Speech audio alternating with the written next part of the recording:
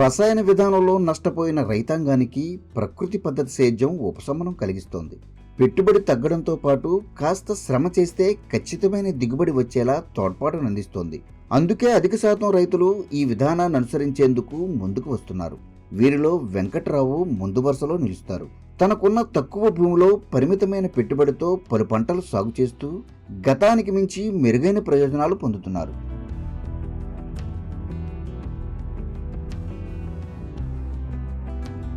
రైతు సిద్దిరెడ్డి వీర వెంకట్రావు 3 ఏళ్లుగా ప్రకృతి పద్ధతిలో పలు పంటలు సాగు చేస్తున్నారు.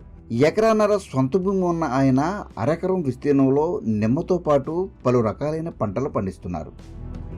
నా పేరు సిద్దిరెడ్డి వీర వెంకట్రావు అండి. నరేంద్రపురం, రాజనగరం మండలం, తూర్పుగోదావరి జిల్లా. మాది వ్యవసాయ కుటుంబం అండి. మా తాతల దగ్గర నుంచి మా నాన్నగారు కూడా వ్యవసాయం చేసేవారు. పొలాలు కౌలుకు తీసుకుని వ్యవసాయం చేసేవాళ్ళం. నేను ఐటీఐ ఎలక్ట్రికల్ చదువుకున్నానండి. తర్వాత ప్రైవేట్ స్కూల్ ఒకటి రన్ చేసి దాని నుండి బయటకు వచ్చి వ్యవసాయం మొదలుపెట్టానండి. నాకు వ్యవసాయం చేయడం అన్న, మొక్కలు పెంచడం అన్న ఆసక్తి కలిగి వ్యవసాయం చేయడంలోకి వచ్చాను.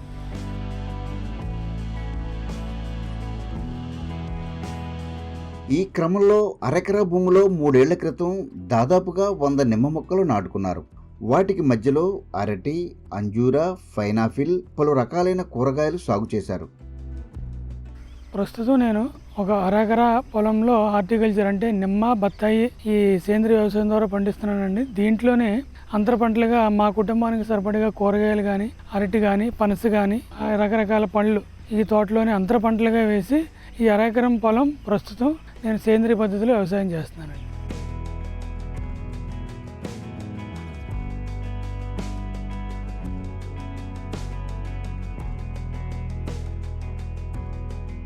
వీటికి నెల రోజులకొకసారి ద్రవజీవామృతాన్ని పంటలో పారిస్తూ సమయానుకూలంగా పిచికారీ చేసుకుంటున్నారు.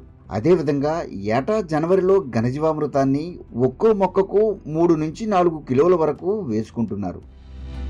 మనకి ప్రకృతి వ్యవసాయం చేయడంలో మనకి ప్రకృతి వ్యవసాయ సిబ్బంది రావడం, ఈ తోట అది మొక్కలను వాటిని పరిశీలించడం, ఏమేమి కషాయాలు స్ప్రే చేస్తే బాగుంటుందని చెప్పడం కానీ, అలాగే కావాల్సినటువంటి కషాయాలు మనకి అందించడం కానీ చేస్తున్నారండి.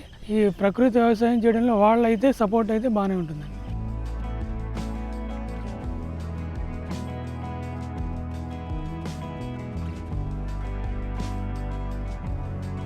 ఈ ప్రకృతి వ్యవసాయం చేయడం ద్వారా మనకి సాయిల్ అనేటువంటిది లూజ్ సాయిల్ అంటే గుల్లబారుతనం వస్తుందండి. మొక్క వేపుగా పెరిగి ఆరోగ్యవంతంగా ఉంటుంది. అంటే ఈ సేంద్రియ వ్యవసాయం వల్ల మనకి సాయిల్లో ఉండేటువంటి మనకి ఉపయోగపడేటువంటి వానపాములు ఇటువంటివి పుష్కలంగా ఉండడం, అవి భూమిని గుల్లబార్చడం ద్వారా మొక్క ఆరోగ్యవంతంగా తయారవుతుందండి. చీడపీడలు నియంత్రించేందుకు దశపర్ణి కషాయాన్ని, పంటలో ఉత్పత్తి పెంచేందుకు పంచగవ్యతో పాటు సప్తధాన్యాంకుర ద్రావణాలను పిచికారీ చేసుకుంటున్నారు. ఈ విధంగా పంటకు అవసరమైన సమయాల్లో రైతు సాధికార సంస్థ నిర్దేశించిన రాజీలేని సూత్రాలను అమలు చేస్తున్నారు. నేను ఇంచుమించుగా ఒక 10 సంవత్సరాల క్రితమే నేను సేంద్రియ వ్యవసాయం ద్వారా వరి పండించానండి. తర్వాత హార్టికల్చర్కి వచ్చిన తర్వాత పూర్తిగా సేంద్రియ వ్యవసాయం, ఈ మొక్కలకి జీవామృతం కానీ, ఘనజీవామృతం కానీ, నేను సొంతంగానే ఫిష్ అమినో యాసిడ్ కానీ, అలాగే సప్తధాన్యాంకుర కషాయం కానీ, పంచగవ్య కానీ నేను సొంతంగా తయారు చేసి మొక్కలకి పిచికారీ చేయడం ద్వారా వ్యవసాయం ప్రారంభించానండి. దాని ద్వారా మొక్కలు ఆరోగ్యంగా ఉంటూ పంట కూడా పుష్కలంగా వచ్చిందండి. దాంట్లో నేను సమగ్రమైన ఫలితాన్ని చూశాను.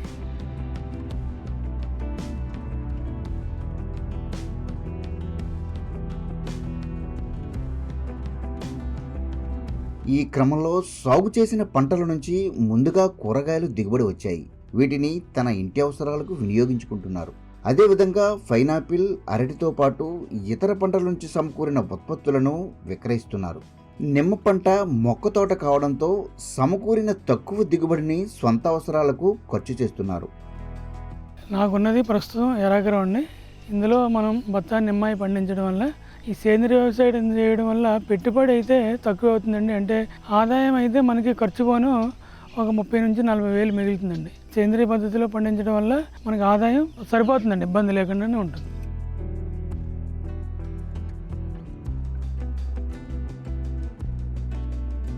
ఈ ఈ విధంగా 3 ఏళ్లుగా సాగు అనుకూలంగా ఉండడంతో తోటి రైతులు వెంకట్రావును అనుసరించేందుకు ముందుకు వస్తున్నారు.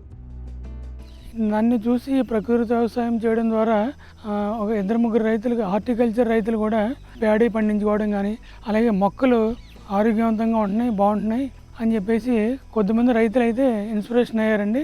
కొద్దిమంది వాడుతున్నారు కూడా. ఈ సేంద్రియ పద్ధతుల్లో ఈ స్ప్రేయింగ్స్ అవి వాడుతున్నారండి.